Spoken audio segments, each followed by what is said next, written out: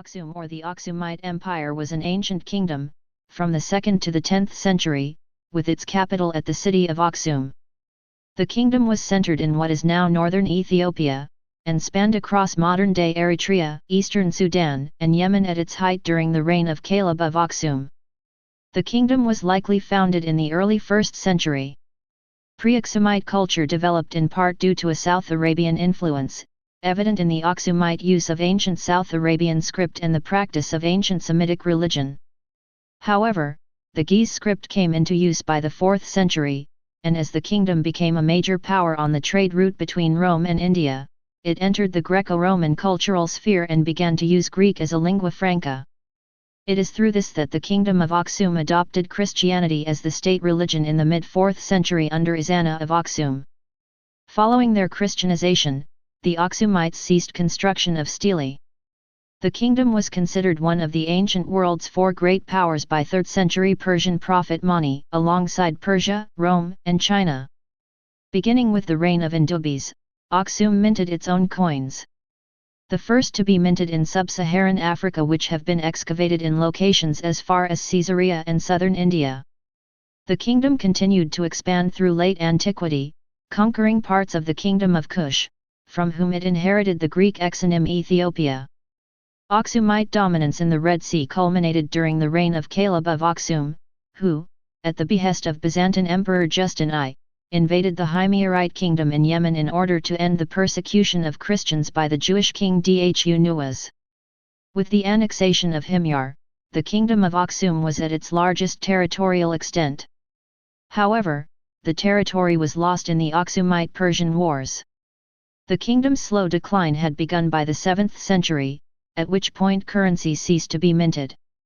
The Persian, and later Muslim, presence in the Red Sea caused Axum to suffer economically, and the population of the city of Axum shrank.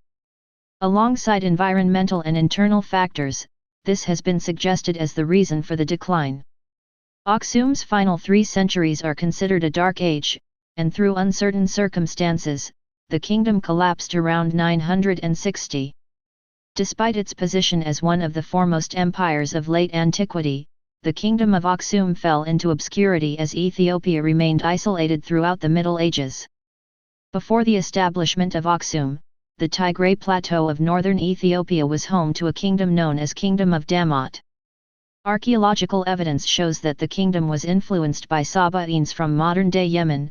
Scholarly consensus had previously been that Sabaeans had been the founders of Semitic civilization in Ethiopia, though this has now been refuted, and their influence is considered to have been minor. The Sabaean presence likely lasted only for a matter of decades, but their influence on later Aksumite civilization included the adoption of ancient South Arabian script, which developed into Ge'ez script, an ancient Semitic religion. The first historical mention of Axum comes from the Periplus of the Erythraean Sea, a trading guide which likely dates to the mid-1st century AD. Axum is mentioned alongside Adulis and Ptolemy of the Huns as lying within the realm of Zascales. The area is described as a producer of primarily ivory, as well as tortoise shells. Zascales is also said to have been acquainted with Greek literature, indicating that Greco-Roman influence was already present at this time.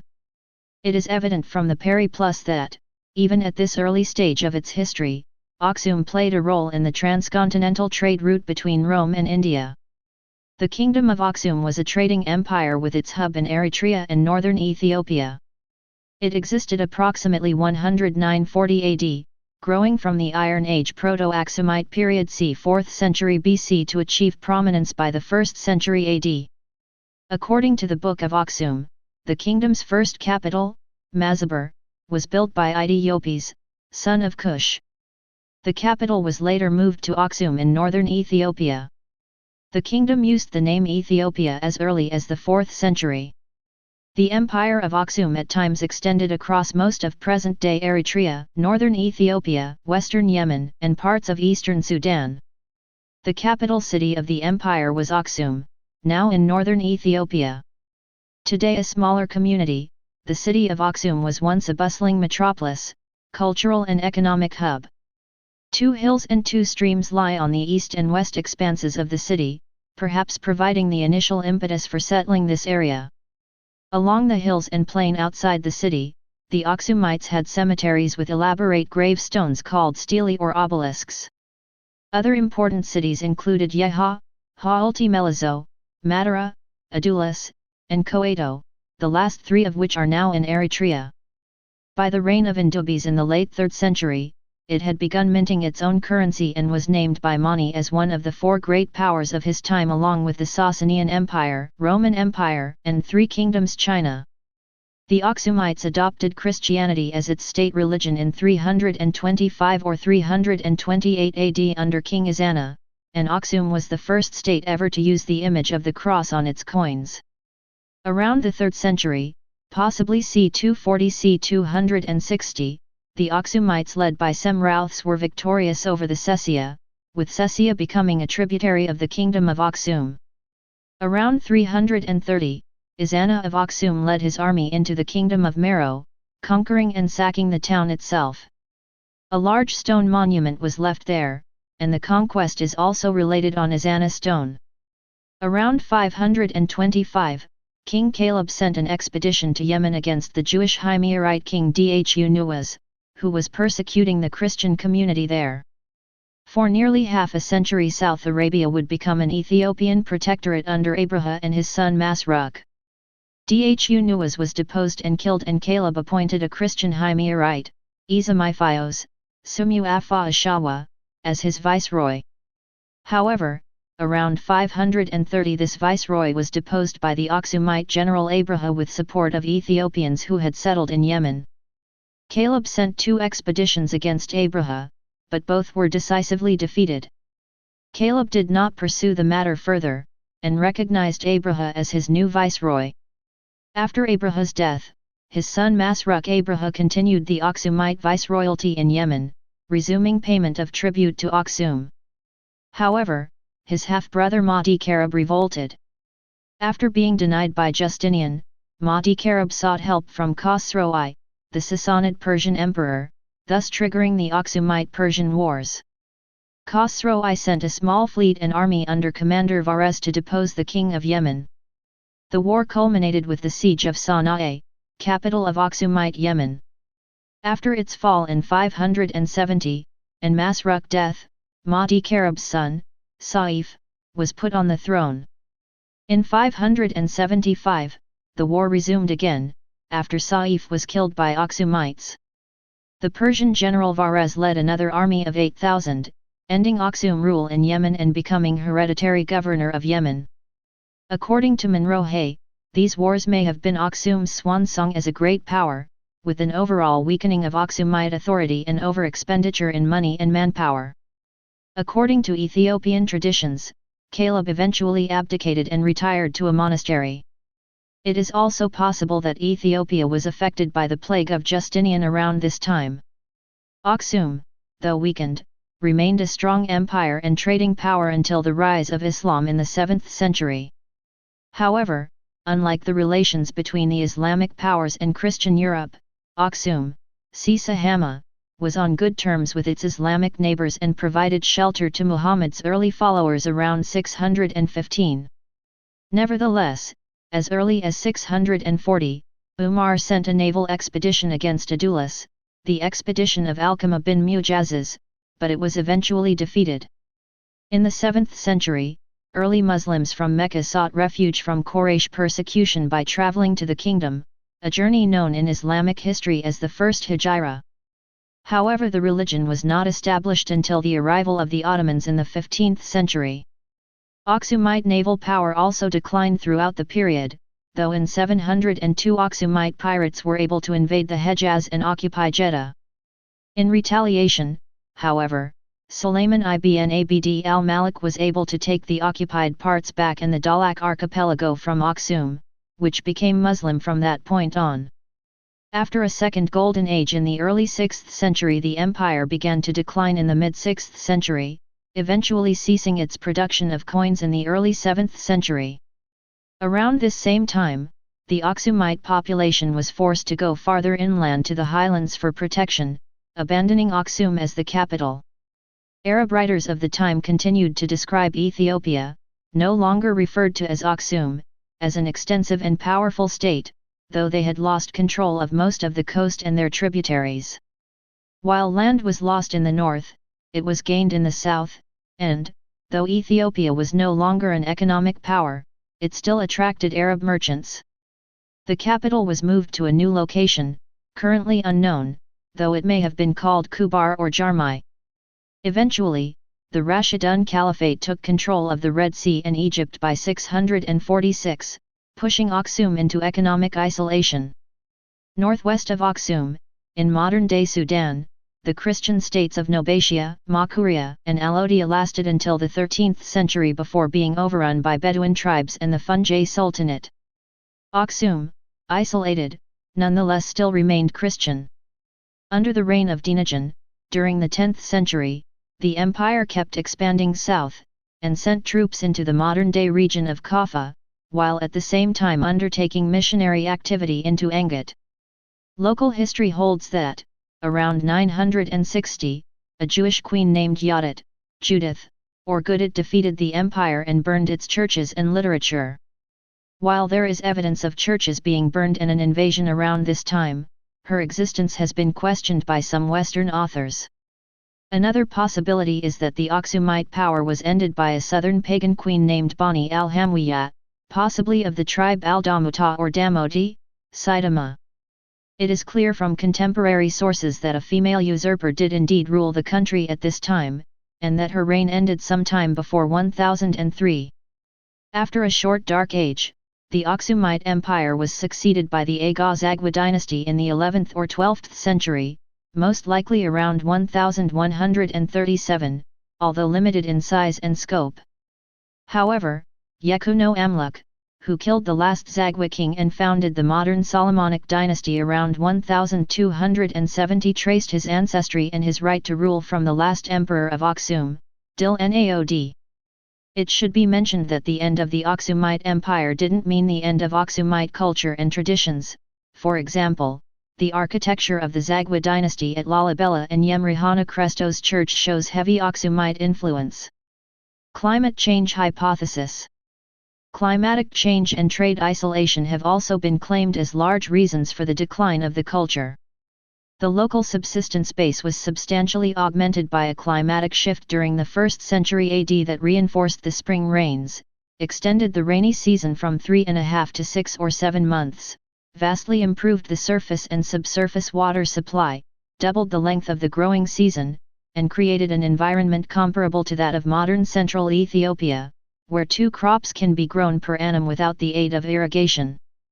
This appears to explain how one of the marginal agricultural environments of Ethiopia was able to support the demographic base that made this far-flung commercial empire possible. It may also explain why no Aksumite rural settlement expansion into the moister, more fertile, and naturally productive lands of Bagumdar or Lasta can be verified during the heyday of Aksumite power. As international profits from the exchange network declined, Axum lost its ability to control its own raw material sources and that network collapsed. The already persistent environmental pressure of a large population to maintain a high level of regional food production had to be intensified. The result was a wave of soil erosion that began on a local scale c. 650 and attained catastrophic proportions after 700. Presumably complex socio-economic inputs compounded the problem.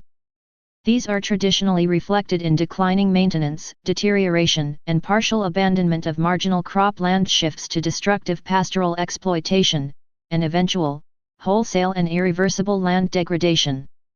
This syndrome was possibly accelerated by an apparent decline in rainfall reliability beginning 730–760, with the presumed result that an abbreviated modern growing season was re-established during the 9th century. Axum was an important participant in international trade from the 1st century AD, periplus of the Erythraean Sea, until circa the later part of the first millennium when it succumbed to a long decline against pressures from the various Islamic powers leagued against it. The economically important Northern Silk Road and Southern Spice, Eastern, trade routes. The sea routes around the Horn of Africa and the Indian subcontinent made Axum an important trading port for nearly a millennium. Covering parts of what is now northern Ethiopia and southern and eastern Eritrea, Axum was deeply involved in the trade network between the Indian subcontinent and the Mediterranean, Rome, later Byzantium, exporting ivory, tortoiseshell, gold, and emeralds, and importing silk and spices. Axum's access to both the Red Sea and the Upper Nile enabled its strong navy to profit in trade between various African, Nubia, Arabian, Yemen, and Indian states. The main exports of Axum were, as would be expected of a state during this time, agricultural products. The land was much more fertile during the time of the Axumites than now, and their principal crops were grains such as wheat and barley. The people of Axum also raised cattle, sheep, and camels. Wild animals were also hunted for things such as ivory and rhinoceros horns. They traded with Roman traders as well as with Egyptian and Persian merchants. The empire was also rich with gold and iron deposits. These metals were valuable to trade, but another mineral was also widely traded: salt. Salt was abundant in Axum and was traded quite frequently. It benefited from a major transformation of the maritime trading system that linked the Roman Empire and India. This change took place around the start of the 1st century.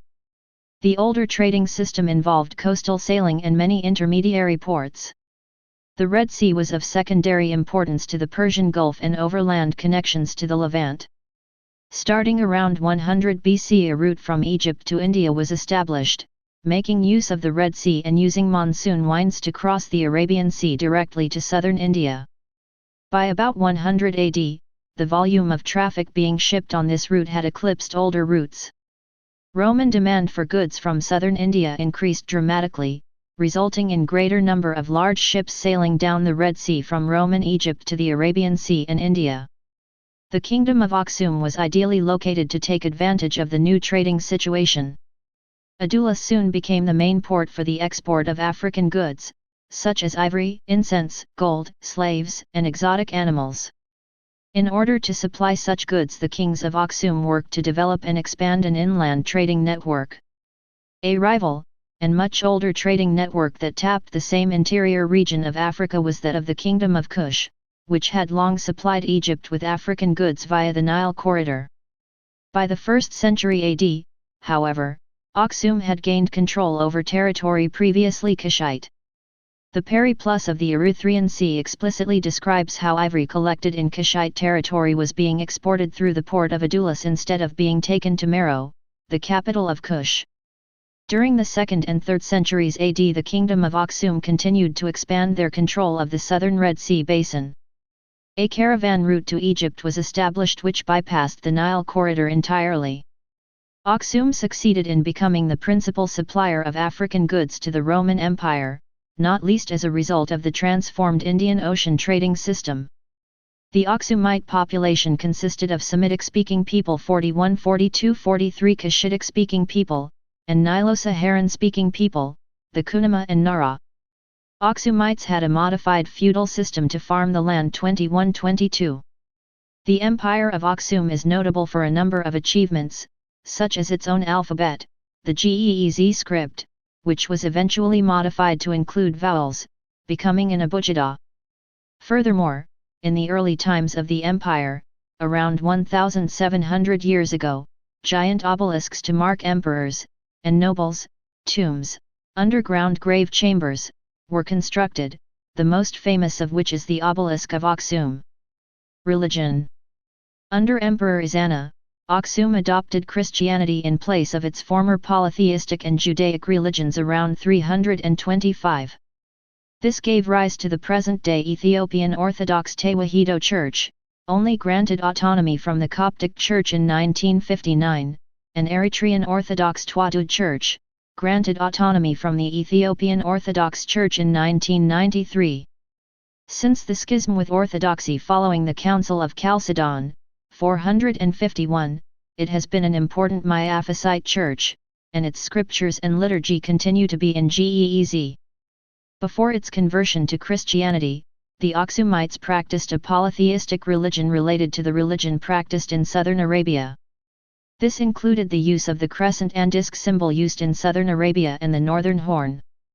In the UNESCO-sponsored General History of Africa, French archaeologist Francis Anfray, suggests that the pagan Axumites worshipped Asta, his son, Marem, and Better. Steve Kaplan argues that with Axumite culture came a major change in religion, with only Asta remaining of the old gods, the others being replaced by what he calls a triad of indigenous divinities, Marem, Better, and Midr. He also suggests that Axum culture was significantly influenced by Judaism, saying that the first carriers of Judaism reached Ethiopia between the reign of Queen of Sheba BC and conversion to Christianity of King Ezana in the 4th century AC. He believes that although Ethiopian tradition suggests that these were present in large numbers, that a relatively small number of texts and individuals dwelling in the cultural, economic, and political center could have had a considerable impact and that their influence was diffused throughout Ethiopian culture in its formative period. By the time Christianity took hold in the 4th century, many of the originally Hebraic Jewish elements had been adopted by much of the indigenous population and were no longer viewed as foreign characteristics. Nor were they perceived as in conflict with the acceptance of Christianity. Before converting to Christianity, King Ezana II's coins and inscriptions show that he might have worshipped the gods Asta, Better, Midr, and Marem. Another of Ezana's inscriptions is clearly Christian and refers to the Father, the Son, and the Holy Spirit. Around 324 AD, the King Ezana II was converted to Christianity by his teacher Frumentius, the founder of the Ethiopian Orthodox Church. Frumentius taught the emperor while he was young, and it is believed that at some point staged the conversion of the empire.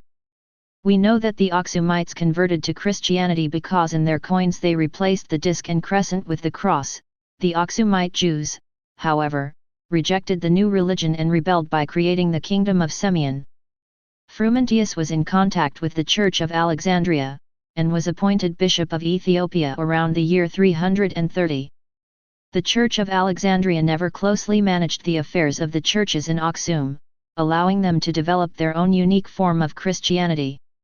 However, the Church of Alexandria probably did retain some influence, considering that the churches of Axum followed the Church of Alexandria into Oriental Orthodoxy by rejecting the Fourth Ecumenical Council of Chalcedon. Axum is also the alleged home of the holy relic, the Ark of the Covenant. The Ark is said to have been placed in the Church of Our Lady Mary of Zion by Menelik I for safekeeping. Islam came in the 7th century at the reign of Ashama ibn Abjar, when the followers of the Prophet Muhammad were persecuted by the ruling tribe and begun migrating. After the first followers got asylum from the king, many begun to migrate. All of them returned to Medina in 622. Ethiopian sources. Ethiopian sources such as the Kebra Nagast and the Fetha Nagast describe Axum as a Jewish kingdom. The Kebra Nagast contains a narrative of how the Queen of Sheba/Queen Makeda of Ethiopia met King Solomon and traces Ethiopia's to Menelik I, her son by King Solomon of Israel. In its existing form, the Kebra Nagast is at least 700 years old and is considered by the Ethiopian Orthodox Tewahedo Church to be a reliable and historic work. Coinage. The Empire of Axum was one of the first African polities to issue its own coins, which bore legends in Ge'ez and Greek. From the reign of Indubis up to Arma, approximately 270 to 610, gold, silver and bronze coins were minted. Issuing coinage in ancient times was an act of great importance in itself, for it proclaimed that the Axumite Empire considered itself equal to its neighbors. Many of the coins are used as signposts about what was happening when they were minted. An example being the addition of the cross to the coin after the conversion of the empire to Christianity. The presence of coins also simplified trade, and was at once a useful instrument of propaganda and a source of profit to the empire. Ethiopian architecture. In general, elite Axumite buildings such as palaces were constructed atop podia built of loose stones held together with mud mortar, with carefully cut granite corner blocks which rebated back a few centimeters at regular intervals as the wall got higher, so the walls narrowed as they rose higher. These podia are often all that survive of Axumite ruins. Above the podia, walls were generally built with alternating layers of loose stone, often whitewashed, like at Yemrihana Christos Church, and horizontal wooden beams, with smaller round wooden beams set in the stonework often projecting out of the walls. These are called monkey heads, on the exterior and sometimes the interior. Both the podia and the walls above exhibited no long straight stretches but were indented at regular intervals so that any long walls consisted of a series of recesses and salients. This helped to strengthen the walls. Worked granite was used for architectural features including columns, bases, capitals, doors, windows, paving, water spouts, often shaped like lion heads, and so on, as well as enormous flights of stairs that often flanked the walls of palace pavilions on several sides. Doors and windows were usually framed by stone or wooden cross members, linked at the corners by square monkey heads, though simple lintels were also used. Many of these Aksumite features are seen carved into the famous stele as well as in the later rock-hewn churches of Tigray and Lalibela. Palaces usually consisted of a central pavilion surrounded by subsidiary structures pierced by doors and gates that provided some privacy, see Dungur for an example. The largest of these structures now known is the Ta'aka Mariam, which measured 120 × 80 m, though as its pavilion was smaller than others discovered it is likely that others were even larger. Some clay models of houses survive to give us an idea of what smaller dwellings were like. One depicts a round hut with a conical roof thatched in layers, while another depicts a rectangular house with rectangular doors and windows, a roof supported by beams that end in monkey heads, and a parapet and water spout on the roof. Both were found in Haalti. Another depicts a square house with what appear to be layers of pitched thatch forming the roof. Stele. The stele, Haalt/Haalti in local languages, are perhaps the most identifiable part of the Aksumite architectural legacy. These stone towers served to mark graves and represent a magnificent multi-storied palace. They are decorated with false doors and windows in typical Aksumite design. The largest of these towering obelisks would measure 33 meters high had it not fractured. The stele have most of their mass out of the ground, but are stabilized by massive underground counterweights. The stone was often engraved with a pattern or emblem denoting the king's or the noble's rank.